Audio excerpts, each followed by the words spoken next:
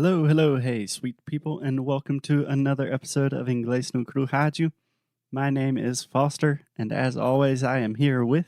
Alexia, hello. How you doing, Alexia? I am fine. What about you? I'm doing great. Thank you for asking. So yesterday on the show, we started talking about a question that someone from Instagram Claire. asked us. Yes, so Claire asked this question about our university studies, how we decided to study what we did study in university. And yesterday, Alexia told her story about that. So if you have not listened to yesterday's episode, probably a good idea to start with that. And today, it seems like I'm going to have to talk a little bit more. It's your turn. Okay, so what do you want to ask me? What do you want to know, Alexia? Well, what Claire wants to know. What do you decided to study during college and why? Okay. So I think to answer this question correctly, I kind of need to divide it into two small parts. The first part is why I decided to study in the specific university where I studied. And then the second part, why I chose the major that I chose. Okay? Yeah, because just to make it clear, when you go to college in the United States, you first you decide if you want to do arts, right? And then you decide what you want to study itself, right? Kind of. So it depends. That's kind of why I wanted to talk about these two things separately. Okay? Okay. So like Alexia was saying, first, in the US, we have a lot more options for where we go to university. So from the way I understand it, in Brazil, most people go to university at least in the same state where they grew up, most of the time in the same city, if they're from a big city that has a lot of access to education. But it's not super common in Brazil for someone from Rio de Janeiro to study in Manaus, right? Yeah. But in the US, it is much more common to pretty much study anywhere. Does that make sense? Yeah, like you decide the university. It doesn't matter where it is. Yeah. So, for example, most of my friends from high school, most of my friends from childhood, they did study in universities in my home state of South Carolina. Because if you attend university in your home state, normally it is cheaper, it's easier to get accepted. But myself included and some other friends of mine studied out of state, so in a different state. Does that make sense? Yeah, it does. Cool. Okay, second thing I just kind of need to explain. Many universities in the US, just like you were saying, essentially you go to the university and you choose your major, your area of specialization at the same time. So you say, I'm going to this university and I'm going to study medicine. And then when you arrive, you are already taking a lot of classes related to medicine. Okay? Mm-hmm. But we also have a lot of what we call liberal art universities. So the liberal arts, as belas artes, yeah? Yeah. Yeah? Cool. Yeah, I think so. Yeah, so my university is a liberal arts university. And for the first 2 years of university, everyone has to take more or less the same general classes. So there's a big focus on humanities, on literature, on history. And this was really attractive to me because I went to university a little bit early. I was 17 years old. I had no idea what I wanted to do with my life. I had no idea what I wanted to study. So having this extra time just to take kind of some general classes and to learn more about myself, that was really important for me. Does all of that make sense? Are we on the same page? Yes, we are. Okay, I just wanted to clarify everything because I know talking about education can be quite complicated, talking about education between different countries. Yeah, of course. And I mean, I know that for you to get into university, it's very, very hard with the SATs and etc. But we are not gonna talk about this right now, right? That is an entirely different story. Okay, so I decided to attend a liberal arts university in the state of Tennessee.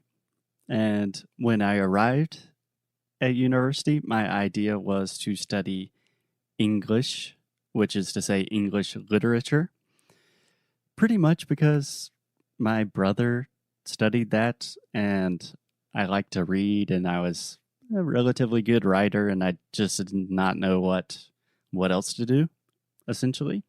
Mm-hmm. And after my first year of university, I still really had no idea what I wanted to do. But after my first year, I decided to travel to Spain during the summer. So my university has a summer program in Spain where you walk the Camino de Santiago. We've talked about this many times on the podcast, but I had already Did taken. we? Yes, we have. But my first year of university, I took a Spanish class. I absolutely hated it. I was terrible. That was my only C that I've ever made in my life. So in the US, we have A, B, C, D, and F. A is the best, F is the worst. I was always a pretty good student, normally A's and B's. My only C ever was my first year of Spanish because I was so bad at it. ¿Qué pasa? No sé, es que no lo sé. So I was so bad at Spanish that my Spanish teacher would not write me a recommendation to participate in the summer program in Spain because you have to have a Spanish teacher say, hey, this is a good student. He's interested in Spanish. You should let him travel to Spain. She was like, no, Foster, this is not your thing. But I also played handball in university, which is just a strange little sport where We you had that. you just hit a ball against a wall. It's awesome. Against a wall? Handball is against two groups. Like you had to like to kill the other person with the ball, you know? Yeah. Technically, you're not killing anyone. When I say against a wall, I'm just saying you hit the ball and then the ball hits the wall, right? That's crazy. It's not how we call it. Handball is something else for us. What do you call it? I think it's dodgeball for you. Yeah, totally different games. Yeah, so Yeah, handball. Imagine handball is exactly the same as racquetball. Do you know what racquetball is? yeah. Handball is just racquetball with no rackets. Okay. Well, okay. Let's continue. Okay, so I was playing handball, and fortunately for me, some professors at the university also played handball. And the two best professors, the two really good handball players, were the most important Spanish professors. So when they recognized that I wanted to travel to Spain, but I was a terrible student, they talked to my Spanish teacher and said, hey, give this kid a chance. He sucks at Spanish, but he's good at handball, so let's bring him along. And that's kind of the start of my story. I traveled to Spain. I loved traveling in Spain. I love the country, the food, the people, and I really started getting interested in Spanish, in the Spanish language. Yeah, but Foster, you haven't told us yet which was your major. Like, if you have to tell someone, like, I know. uh-huh. I have purposefully not told that part of the story yet. So officially, my major is international relations. It's a little bit complicated because this was the first year that my university started this major. and it was very vague. It was very undefined.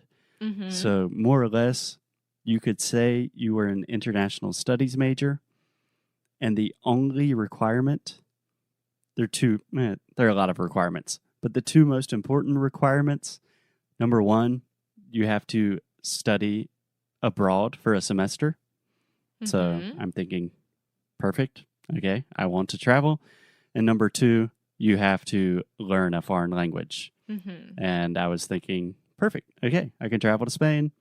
I can learn Spanish, and I can get a major at the same time, but I don't have to just take a lot of boring Spanish classes. I can kind of take whatever class I want and travel a lot. Interesting. Because for us, Relações Internacionais is more like a politics. I'm tired. Politics. Thank you. Situation. Yes. So at my university, you also had that option. You could be an international relations major with a specific area of focus. So you could focus on international politics, you could focus on global finance, but you could Mhm. also focus on specific areas of the world. So my specialization was technically the Hispanic world, which means Spain and Latin America. So I was an international relations major with a specialization in the Hispanic world. Awesome. Awesome. So that's just a very long story to say, first, I was really bad at languages, so don't worry about it. Second, I still don't really have any idea what I want to do in my life, and everything's okay. Third, the only reason I was an international studies major was so I could travel the world. So using education as an excuse to travel, see people, learn about new places and cultures. Have you ever thought about becoming a diplomat? Yeah, I used to think about it a lot, but I don't think I could work for government. No, I know, but like a lot of people who likes to travel and they are super into languages and etc., they would love to become a diplomat, right? And I mean, it would be nice. Yeah, I thought about working for the State Department very seriously for a few years, but then I realized I really don't like rules. I don't really like listening to authority. So I recognized, I can pretty much be a diplomat without any of the responsibilities. I can still travel. I can pretty much become a podcaster, much funnier, and you can choose where you live because you don't know when you're a diplomat where you're going to. Yes, that is the moral of the story. Podcasters are the fun diplomats. Yes. Okay. Thank Claire, you, Pastor. I hope that answers your question. Thank you for the question, and we will talk to you guys tomorrow. Bye.